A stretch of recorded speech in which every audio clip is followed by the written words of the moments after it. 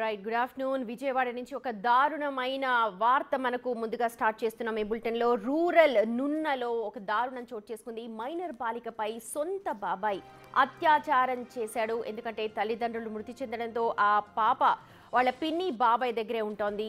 తీవ్ర అనారోగ్యంతో ఉన్న బాలికకు వైద్య పరీక్షలు నిర్వహించడానికని హాస్పిటల్కి తీసుకెళ్లారు. అప్పుడు వైద్య పరీక్షల్లో బాలిక గర్భం దాల్చినట్టుగా నిర్ధారించారు.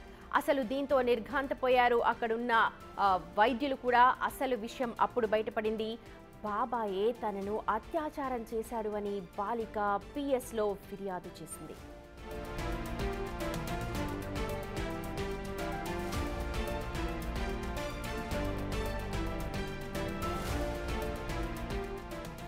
మా ప్రతినిధి సాహిత్య ఉన్నారు ఈ ఘటనకు సంబంధించి అప్డేట్స్ అందించడానికి. సాహిత్య, నిజంగా చాలా దారుణమైన విషయం. తల్లిదండ్రుల లోటు తీర్చాల్సిన బాబాయ్ ఇలా కామందుడుగా మారాడు. పోలీసులు ఏం చెప్తున్నారు?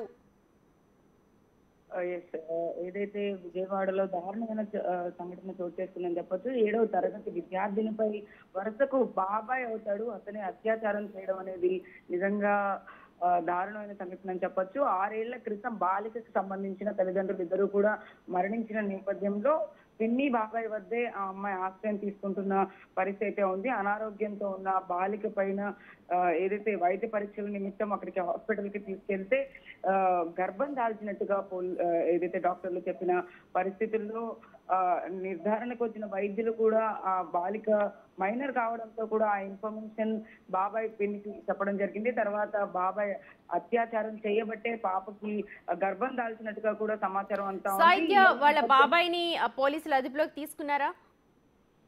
ఇప్పటికే అతన్ని అరెస్ట్ చేయడం అయితే జరిగింది. ప్రవీణ్ అనే వ్యక్తిని ఇప్పటికీ పోలీసులు అదుపులోకి తీసుకుని పోక్సో చట్టం కింద కేసు నమోదు చేయడం జరిగింది. ఆ బాలిక ఎవరో మైనర్ బాలిక ఉందో తానే స్వయంగా నునా పిఎస్ లో కంప్లైంట్ ఇవ్వడం జరిగింది. ఆ కంప్లైంట్ ఆధారంగా ఇప్పటికే పోలీసులు కేసు నమోదు చేయడం జరిగింది.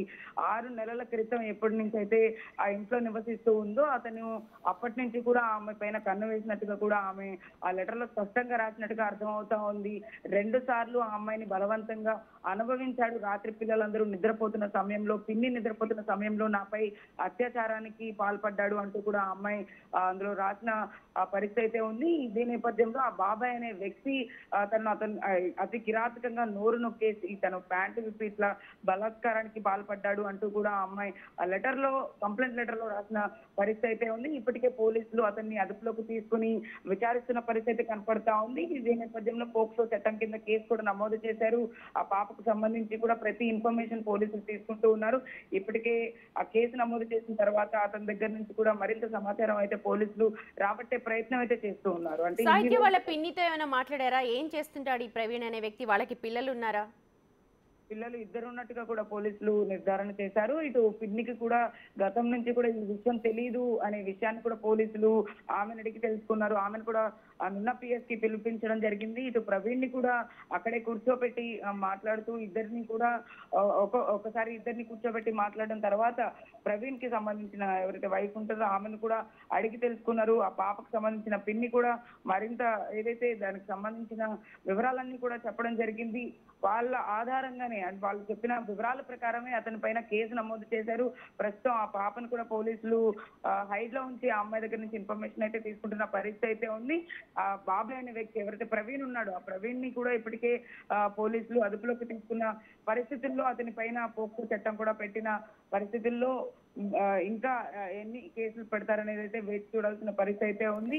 ఈ దారుణమైన సంఘటన విజయవాడలో చోటు చేసుకున్న తర్వాత అయితే ఆ పాపకు సంబంధించి కూడా ఇప్పటికే హల్చల్ గా మారిందని చెప్పొచ్చు. ఆ పాప స్వయంగానే గర్భం దాల్చిన తర్వాత నున్న పిఎస్ కి వెళ్లి కంప్లైంట్ ఇవ్వడం అనేది నిజంగా ఆశ్చర్యకరమైన విషయం. సాహిత్య, పాప గురించిన అప్డేట్స్ ఏమి వద్దు, పాపకు సంబంధించిన డీటెయిల్స్ ఏమి వద్దు, కానీ ఆ పాపని ఇప్పుడు మరి 4 నెలల ప్రెగ్నెంట్ అంటున్నారు. ఆ పాపని ఏమన్నా వైద్య పరీక్షల నిమిత్తం తరలించారా? సేఫ్ గా ఉందా? ఆరోగ్యం ఎలా ఉంది ఇప్పుడు?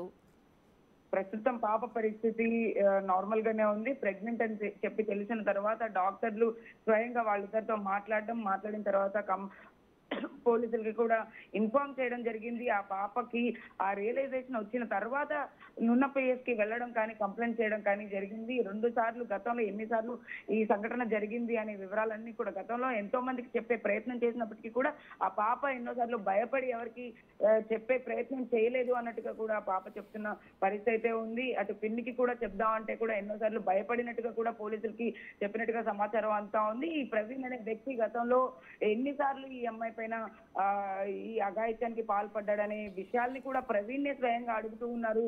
అడిగిన తర్వాత ఆ పాపకు సంబంధించిన హెల్త్ కండిషన్ ని కూడా ఆ బులెటిన్ కూడా తీసుకుంటూ ఉన్నారు డాక్టర్ల దగ్గర నుంచి.